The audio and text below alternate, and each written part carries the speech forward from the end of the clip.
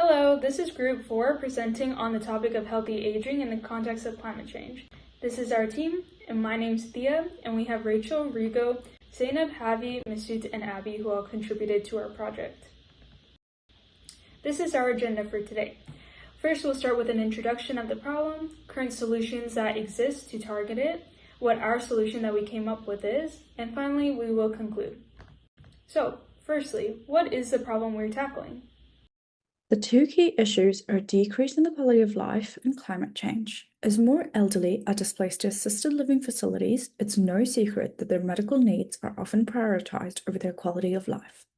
In regards to climate change, the elderly are often forced and at times unable to adapt to the changing world. Elderly people deserve to spend their years happier and more fulfilled. Community engagement and activity is essential for this. Sadly, some people refuse to acknowledge climate change and the urgency with which we need to act, which often disproportionately affects the elderly. Some existing solutions targeting social isolation, quality of life deterioration, and climate change include social and physical activity groups and nature-related programs, as well as green spaces and pathway infrastructure. Despite this, they are not widespread enough to solve the aforementioned issues. First, we will expand senior programs, improving quality of life and preventing isolation. Increasing nature restoration and maintenance projects in the city helps to mitigate the effects of anthropogenic climate change. These group programs will help older adults to stay active, engaged and fulfilled. They will be provided with help and support to enable participation. Prolonged immobility results in functional decline, leading to reduced muscle and bone mass, increased risk of falls, confusion and more, as well as an overall increased dependence on others. This deconditioning syndrome can occur in hospitals, care homes and in people's own homes. Regular physical exercise can help reduce the risk of various conditions and preserve physical function for as long as possible. E.g., sarcopenia can potentially be partially reversed through regular exercise. Group-based exercise can also improve mental health and reduce feelings of loneliness. In the event of climate catastrophe, older adults will know people to turn to. These programs will be government-funded, supported by full-time employees and other volunteers. Tasks will be divided according to what is safe, appropriate and desired.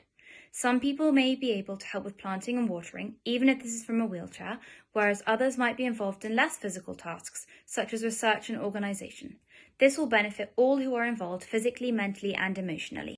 This programme is specifically designed to help willing older adults be part of a volunteer workforce that aims to tackle the problems associated with climate change. Trees and vining plants all provide shade and protection from the sun, essential for older people who are more susceptible to the dangers of heat. Evapotranspiration is how water moves from the land to the atmosphere. The process of evaporation requires energy, heat is absorbed and the air is cooled. Transpiration also requires energy to convert water into vapour, again creating a cooling effect. Plants absorb carbon dioxide from the atmosphere and release oxygen. More green spaces will improve our air quality.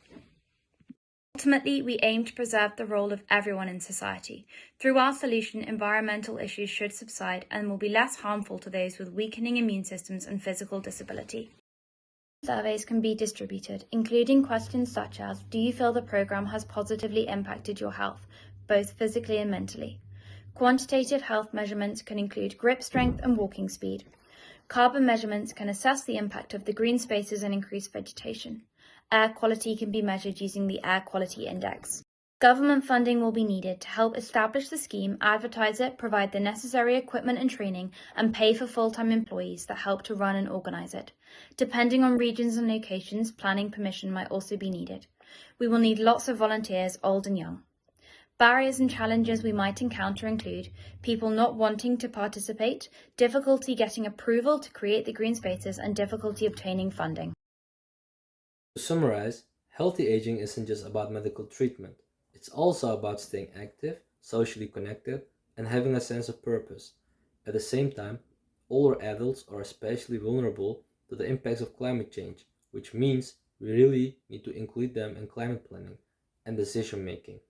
Our solution simultaneously targets these two challenges by creating greener, more walkable environments and involving older people in shaping and maintaining these spaces. We can support both health and sustainability. If we care about the future, we need to care about the people who have already built it. Thanks for watching.